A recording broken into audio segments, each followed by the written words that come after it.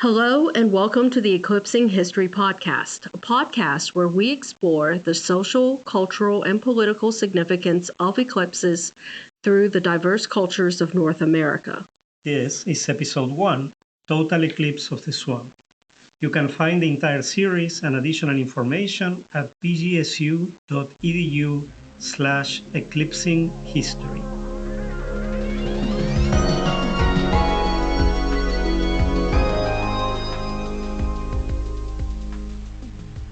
Hello, and welcome to Eclipsing History.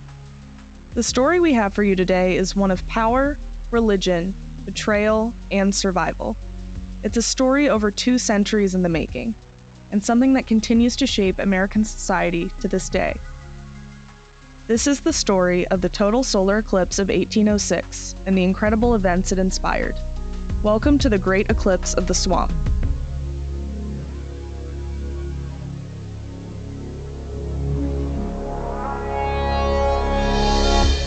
The date is June 16, 1806. Imagine you're standing in a large clearing surrounded by trees. It's mid-afternoon in Greenville, Ohio, and there's a lot of tension in the air. As you look around, you'll see 2 groups of people standing on opposite sides of the clearing, both anxiously awaiting a moment of truth. The first group you might notice right away from their outfits. They're soldiers of the United States Army, led by General William Henry Harrison, 34 years before he would become the country's 9th president. He stands with one hand resting on the hilt of his saber, fastened tightly to his belt. He's filled with eager anticipation, because this is a moment he's been looking forward to for almost 3 months now. Across the clearing stands another group, a collection of indigenous people representing the Shawnee. At their head are 2 individuals who had made spectacular rises to fame in recent years. One is Tecumseh, an experienced Shawnee war leader who had made his name as a staunch opponent of settler colonialism in his homeland of Ohio. He'd fought in Little Turtle's War 15 years prior, a conflict in which his older brother was killed by an American militia. But standing beside Tecumseh is his younger brother, Tenskwatawa. He's known to his people as the Prophet, and he is the one everyone looks to today. This is an important occasion for both parties, and, as it would turn out, for the history of North America. The Prophet had spent the last several years building a powerful following amongst his people. His message of spiritual revival had made him incredibly popular, and it was this popularity that caught the attention of Harrison. Harrison was the foremost American official in the Ohio Territory, and he'd watched with displeasure as the Prophet's religious following grew steadily larger. Seeing him as a threat to westward expansion, he'd decided something had to be done. And so, before various indigenous witnesses, he issued a bold challenge to Tecumseh and his brother. Harrison told the Prophet that if he was indeed the strong spiritual man he claimed he was, then he should prove it by performing a feat of magic. He told him to hide the sun and the moon, and to make the rivers run backward. The Prophet took him up on this dare, and told him that he'd cover the sun in 50 days. So Harrison agreed. He'd wait and return on the day of reckoning. And that day was here. As Harrison looks up at the sky, he starts to feel his anxiety steadily rising. To him, something was off. As the day approaches 4 p.m., he is consumed with total dread. He can only watch helplessly as the moon slowly approaches the sun and begins to pass in front of it. For 5 whole minutes, the world is plunged into darkness. A fiery ring blazes around the ominous circle of the moon as it eclipses the sun. On the ground, slivers of light penetrate through the trees. The water in the nearby river starts to flow a little differently, and an eerie silence falls on the clearing. For 5 minutes, Harrison is stunned silent. His gamble had failed. The Prophet had won the day, and the history of North America would never be the same.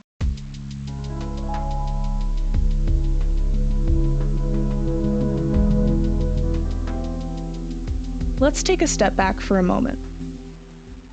First off, what are eclipses? And how are they important in the grand scheme of history?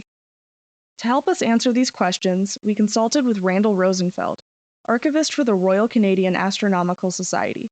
So I guess the simplest way to put it is when one celestial body, or the shadow of one celestial body, passes in front of another one. Another way to, or if you want to make it even simpler, is when a celestial body obscures another one. And it's that simple. When talking about eclipses, it's important to note that there are two major types, lunar and solar. In a lunar eclipse, the sun's light casts a shadow of the Earth directly across to cover the moon, giving the moon an ominous crimson color. It's this color that gives lunar eclipses their nickname of blood moons. But it's the other kind of eclipse that interests us. Solar eclipses are when the moon passes between the Earth and the sun and casts a shadow that travels across the planet's surface. And among solar eclipses, the real showstoppers are what we call total eclipses. It's the most dramatic. It's when the body which is being occulted is like totally blacked out, so you can't see it. And that causes all types of really strange effects, both optical and with the environment responding to this.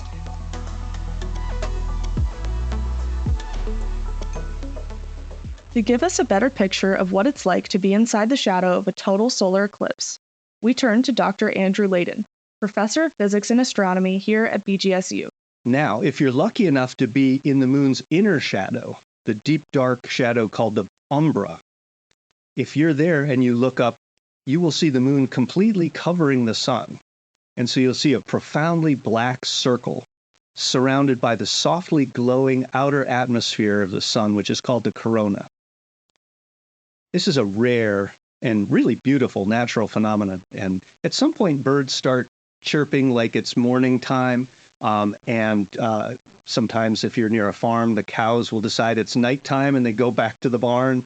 Right? So everybody starts going into night mode. So why are we talking about eclipses to begin with? Well, in April of 2024, large parts of Mexico, the United States, and Canada will be caught in the shadow of a major total solar eclipse. It'll start in Mazatlan, then wind its way up through Dallas, Cleveland, and Montreal, then end in its spectacular journey off the east coast of Newfoundland. This will be a once-in-a-lifetime event for thousands of people, as an event like this isn't predicted to happen in the Great Lakes area for another 99 years. So when we talk about eclipses happening in the present, it's important to remember how they've mattered in history. They've mattered very much. And of course, the way they've mattered varies over time, as you'd expect. Give you a few examples.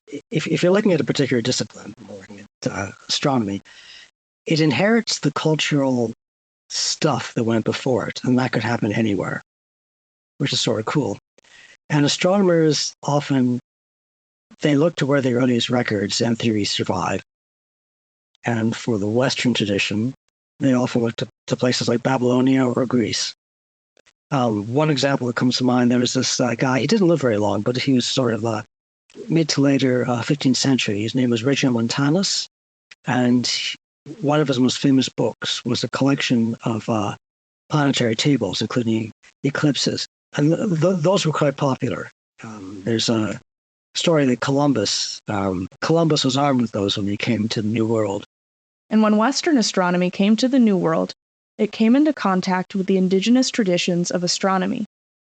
And what these early Europeans found is that the inhabitants of the Americas were very learned astronomers themselves. Many indigenous civilizations across the Western Hemisphere had developed sophisticated methods of tracking celestial bodies. They could accurately predict when eclipses would take place at a time when European science was first developing its own prediction methods. And so, when Harrison made his challenge to Tecumseh and the Prophet, he was unwisely gambling in an area in which he was vastly outmatched. With all this in mind, it's time to jump back into our feature story. So to understand the true impacts of the 1806 eclipse, it's important to know the context it took place in and the events that led up to that fateful day in western Ohio. In the years since the American Revolution, indigenous tribes across the Great Lakes region saw their land continually shrink as European American settlers steadily spread outwards from the original 13 colonies. Much of this territory was gained through bloodshed, as various indigenous tribes attempted to keep their ancestral homelands through fighting. A series of wars, first with the Revolutionary Americans, then with the U.S. government, had combined with the threat of disease to devastate indigenous tribes' military strength across the continent. In the Old Northwest Territories, the loss of land was sharply felt amongst the Shawnee and the other indigenous tribes who inhabited the region. Amongst those who resisted white settlement was Blue Jacket, one of the preeminent Shawnee war chiefs of his generation. He led a loose alliance known as the United Indian Nations to several stunning victories against the United States, and he also served as Tecumseh's inspiration to take up arms. The alliance fell apart, however, after its defeat at the Battle of Fallen Timbers in August of 1794. The subsequent Treaty of Greenville formally ceded virtually all of modern-day Ohio and Indiana to the U.S. government. It also forced the relocation of many indigenous communities who hadn't agreed to the treaty or been part of the war at all. And when William Henry Harrison was made governor of the Indiana Territory in 1801, he had made it his personal mission to claim the entirety of the Old Northwest. With instructions from President Thomas Jefferson, he set out on a path to get those lands through any means necessary. Payments, threats, extortion, subversion, and brute force were all fair game to him. He concluded that one of the best ways to expand was to westernize indigenous tribes. Now, this was a complex process, and it was undertaken not only by the American government, but also by other colonial settlers in North America. Boiled down, westernization accumulates to several key features. Western settlers would encourage indigenous tribes to convert to Christianity, wear European-style clothing, and speak English instead of their own languages. This was all done in an effort to de-traditionalize Native American tribes and make them more susceptible to land acquisitions. And for a time, this strategy seemed to be working for Harrison. Alcoholism and poverty became endemic problems in the Old Northwest. Traditional culture began to fade away, and for the first few years after the Treaty of Greenville, acquiring more land for the federal government seemed easier than ever. It's in this environment where we first really meet the prophet. Although he was part of a family with a proud warrior tradition, he had never fashioned himself as one. He was present at the Battle of Fallen Timbers, but he'd taken a back seat when Blue Jacket's alliance collapsed. Traditional sources say he struggled with alcoholism for much of his middle age, and that it was during one of his bouts of frequent illnesses that he had his world-changing vision. During his epiphany, Tenskwatawa believed that the Great Spirit had shown him the true path for his people to regain their former glory. He began preaching a new set of messages to the Shawnee, emphasizing the rejection of European customs above everything else. He taught that alcohol itself was a harmful vice, and that all indigenous people could return to a time of prosperity before the various colonists came to the New World by rejecting everything that the West had to offer them. He said that by coming together and rejecting cultural integration with white settlers, especially the Americans, indigenous societies could rebuild themselves both spiritually and physically.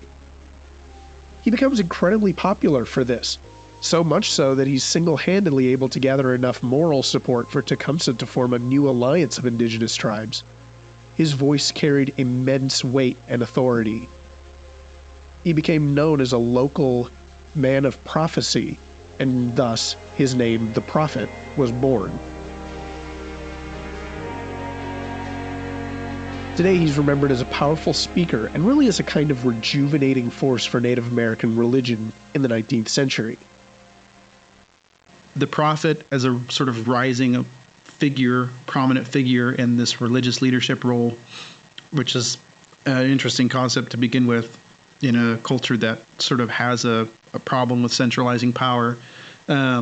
He makes these predictions and sort of promises new way of life.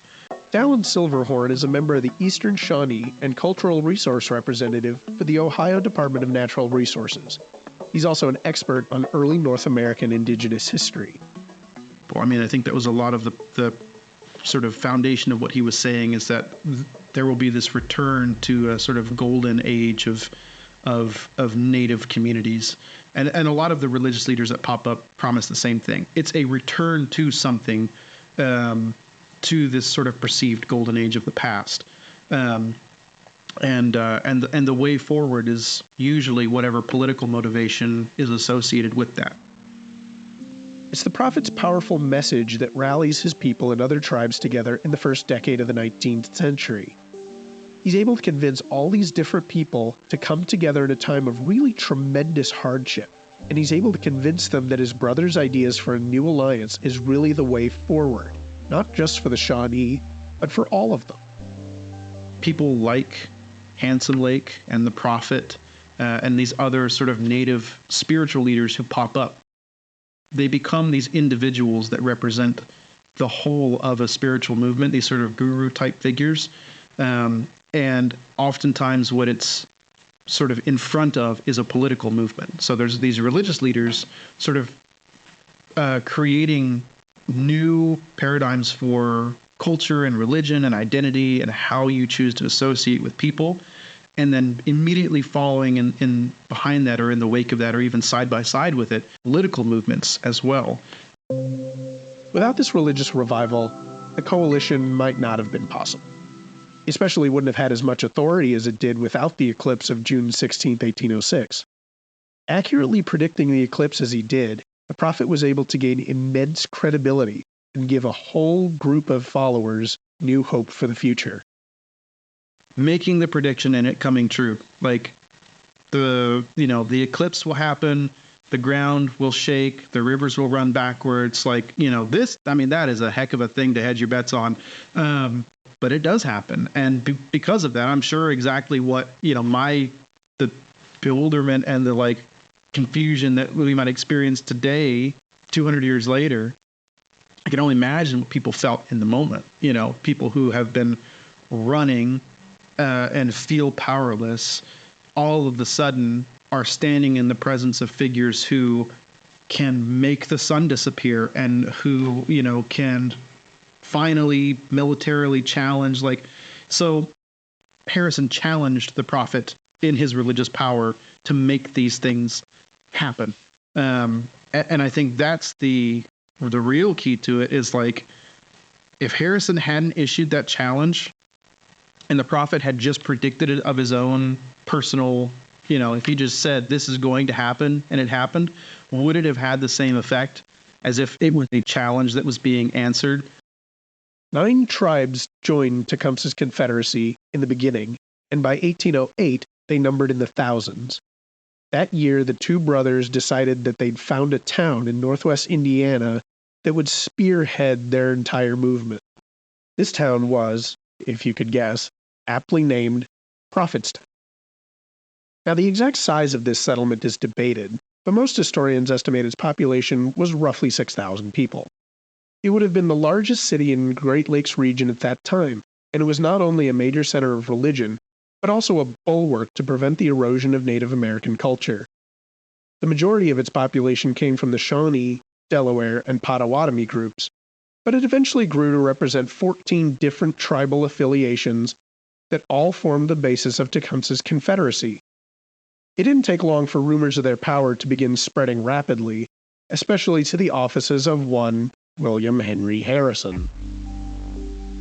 When Harrison received word that Prophetstown had been founded, and that it had attracted such a large population of ardent followers who were determined to resist westward expansion, he immediately saw it as a threat to his designs and the designs of the U.S. government.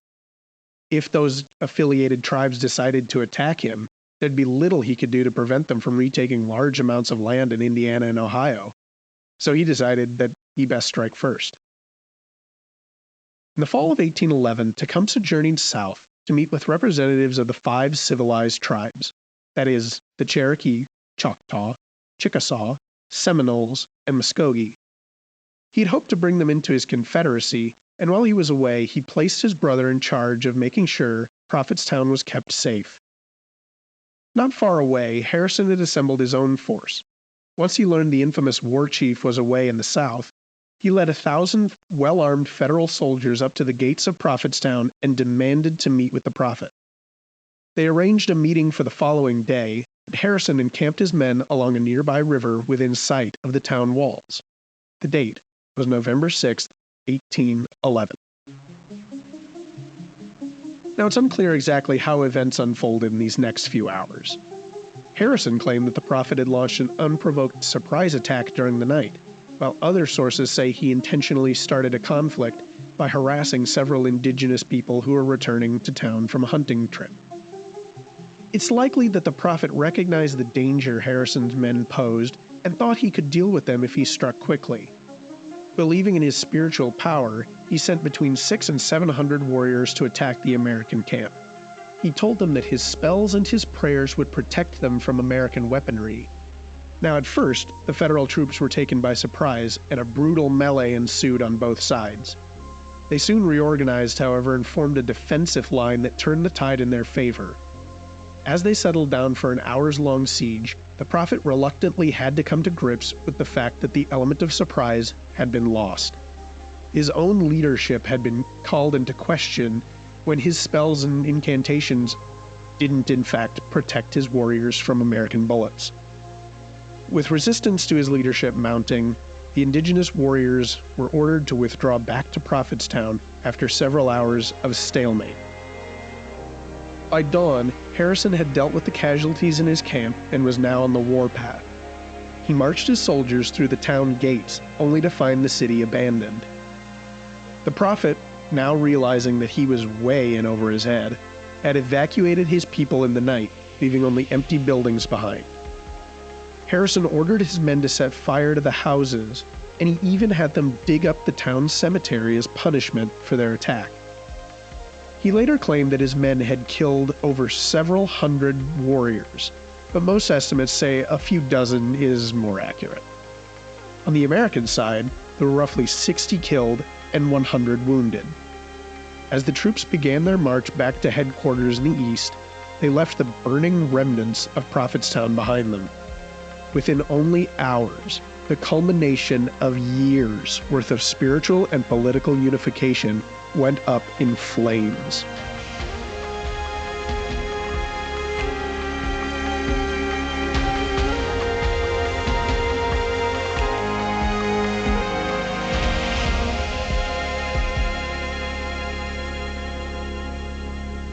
The Battle of Tippecanoe was the beginning of the end for Tecumseh's Confederacy, and for Tecumseh himself. The prophet's authority was badly damaged after the debacle in the battle, and the cohesion of the tribes was falling apart. Without help from the tribes in the south, Tecumseh once again was forced to join with his traditional British allies. As tensions with the U.S. government grew to a climax, it was clear to all that some kind of destructive major conflict was looming on the horizon. Now, it's debatable whether Tecumseh trusted the British, but when weighed all together, they must have made a much more appealing ally to the Americans who were continuing to genocide and encroach upon their land. When the War of 1812 broke out, Tecumseh and his warriors became instrumental in defending the Northwest Territories from American invasions. The British, however, were hesitant to commit to their allies and continued to retreat back to a string of fortified positions in Michigan. After the American victory on Lake Erie in 1813, they were forced to once again retreat to Moraviantown, and it's there where they decided they'd make their final decisive stand. But when American troops arrived, the British commander took stock of his forces and decided that retreat was the better option than defeat. He'd seen how well equipped and well supplied the American impending forces were, and how little he had to support himself and his men, to say nothing of his indigenous allies. So without notifying Tecumseh or his warriors, he simply retreated north into Canada. Finding themselves now abandoned, Tecumseh and his men were hopelessly outnumbered by the federal troops. Tecumseh himself was killed in the ensuing skirmish. The ultimate fate of his body has never been confirmed. The Confederacy, at this point, was ultimately finished. The prophet himself managed to flee into Canada, where he lived out several years in exile before returning to help relocate his Shawnee people to Kansas. He died in 1836 after having lost all of his religious and political credibility. The last great hope to resist American expansion into the old Northwest was gone.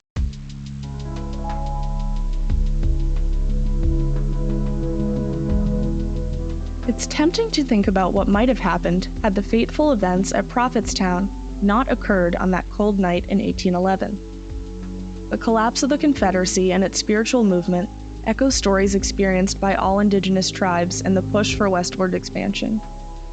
Because, remember, the U.S. government was fervent in pursuing the destruction and relocation of virtually all inhabitants of what is now the continental United States.